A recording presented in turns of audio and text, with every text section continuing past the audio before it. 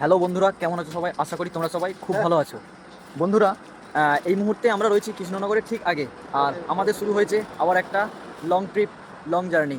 তো আমরা যাব নর্থ বেঙ্গল, আর নর্থ বেঙ্গলের একদম অফবিট একটা জায়গায় যাব। তো কোথায় যাব না যাব তোমরা যদি আমাদের সঙ্গে থাকো অবশ্যই জানতে পারবে এবং দেখতেও পাবে।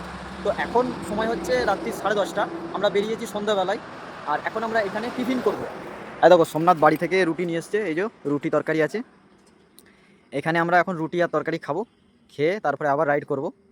আর এই হচ্ছে আমার বাইক 125 সিসি জিন্দাবাদ, আর ওইদিকে সোমনাথের রয়েছে রয়্যাল এনফিল্ড ক্লাসিক 350।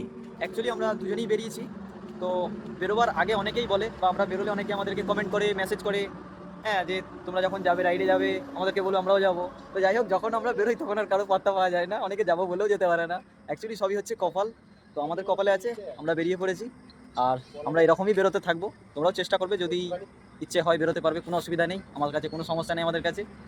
তো যাই হোক, এই যে সোমনাথ ফোন করেছে, বাড়িতে এখন কথা বলছে। আর এখানে আমরা এই যে তিরপলটা বিছিয়েছি, এর মধ্যে বসবো, বসে আমরা খাওয়া দাওয়া করে নেবো। আর ভালোই কিন্তু কুয়াশা পড়ছে, দেখো এইমাত্র রাখলাম, এক্ষুনি ভিজে গেল। চলো খাওয়া দাওয়াটা করে নিই।